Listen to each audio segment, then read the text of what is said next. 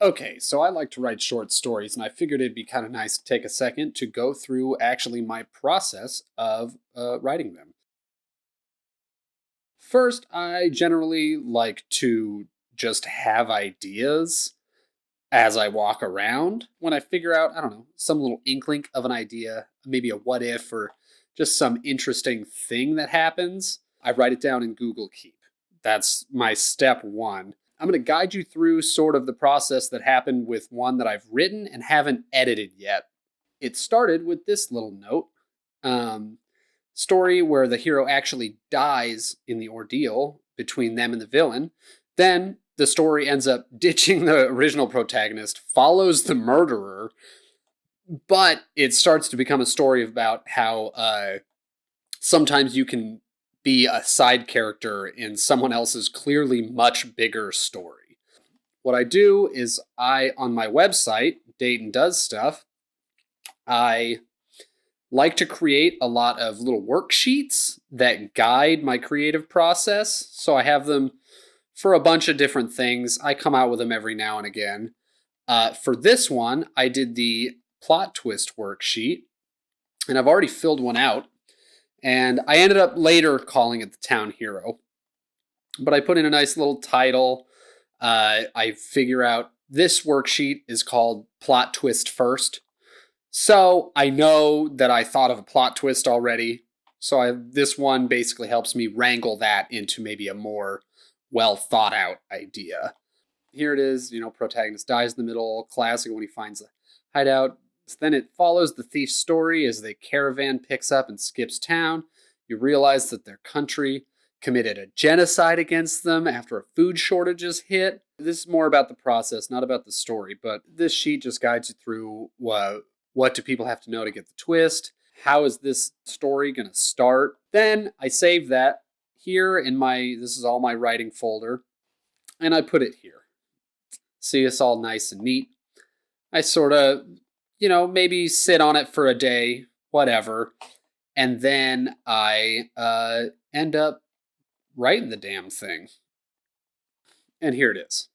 I wrote it, ended up being a few pages. I kind of like how it turned out. We'll see. But while I'm tracking this whole thing, I throw everything here in, it's an app called ClickUp. It's basically a project management app. And I do a bunch of different stuff from like my content creation to my affiliates to my submission tracking, everything. I go here, and I did this before I wrote it. And then once I finish, I put it in the self-editing phase. Once I'm doing self-edits, I give it another read through, and one big thing is I read it out loud. So I'll start by going lightning struck, painting 4 shadows from 4 twisting trees into the ground outside Jonathan's room.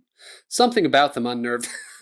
Okay, that's funny because it's shadows from 4 trees is literal foreshadowing. So fuck me, right? That's stupid as fuck. I love it. I read through it. Maybe I'll have someone else look over it. I go for quick mistakes. And this edit I check generally for more story level things. So like one edit that I had to do on this is I read it to my girlfriend and she gave me a timeline plot hole that I needed to fix. So I went ahead and I fixed that. Once I finished that, I put pretty much everything through ProWritingAid a couple times. I just copy and paste into here. We can get rid of the header. That's proper manuscript format. For anyone who doesn't know that, it's dandy. Get after it. Oh yeah, so this thing is riddled with mistakes. I try to take care of those before I put that in Scribophile. When you're going through the first time, you're just in a real-time mode, and it does grammar, style, and spelling. Nice, down and dirty, pretty easy. So ProWritingAid, pretty much I use the summary, style, grammar, and overused, and then the readability and sometimes sticky. Then I also really like to use the consistency check. I've already done this one, and it gets rid of, like, if I have like straight quotation marks as opposed to curly quotations, it catches those, but it lets me know about shit like that. So lovely. What I do from here is I go here to a website called Scribophile. It's lovely. Scribophile's like $50. It's nothing too crazy. But what you do is you can actually go and critique people's works, but the more you critique, the more points you get. So see, I have 1.5 karma points.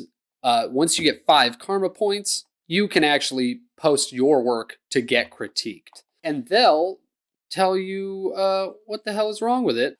So you get really, really good feedback. I haven't done that for the Town Hero yet, but I did it with one called, my last one I did was The Sacrifice on Salinger Hill. And it's, you plug it into Scribophile. It's in a spotlight, so it won't leave until I get 6 revisions on it. This one was I liked this one because she complimented me, so go, yay. Loved your work, had a great time reading it. But you'll see they'll show you anything in yellow is going to be what I wrote and what they highlighted, and then in green is what they wrote as the comment. They catch stupid mistakes like this. What an idiot. So once I finish that, I take it back to the Word document, and then I format it with the proper manuscript format, double spaced, Times New Roman, 12, title in the middle of the first page after your information. You need the word count. Once you go get that all done, then I go from here, and Sacrifice on Salinger Hill is getting edited, and then I maybe sometimes put it back into self-editing. Maybe I'll give it another pass, and then I will put it for submitting. And these are all the things I'm submitting. And when I do that, I go to my submission tracking. And this is essentially all the stuff that I am currently submitting or thinking about submitting for publishing and at magazines and stuff. So you can publish a short story. They'll pay you anywhere from like 50 to a couple $100 per short story if they accept it. And then you can publish it on your own again most of the time in like a collection. But the process takes months and months and months and months. That's how I track it. And this is my holy grail. These are all of the magazines that I submit to. And I took a lot of time to go in, find the sites that take fiction similar to what I like to write. There's thousands of magazines. See, sure, Lascaux Review is fun. You hit there, and it takes you to their website, right to their submission page, and then I go ahead and submit. And once it goes through that whole process, then I put it here for sale on my website, which is very fun. So when you see stuff, it takes a while to get here. Hope that was helpful at all. If you guys liked it, like, subscribe, do that whole thing that you've heard a billion times. In the links below, I'll include my resources section, but I'll also put in a link to Scribophile. I'm an affiliate to ClickUp and ProWritingAid, but that's because I use it all the time, and I went pretty far out of my way to be able to sell them. I think I pay $5 a month for ClickUp, and the best part about ProWritingAid is it's like Grammarly, does all the same shit, but it's a one-time fee of like $180. So I did that like a year ago. Best idea I ever had. So I'll put the links to that below also. If you guys are users of submission sites like ClickUp or Monday.com's good too. Trello's not as good for stuff like this, but just give me a shout through my website, and you can, or through comments. I don't fucking care how you get a hold of me.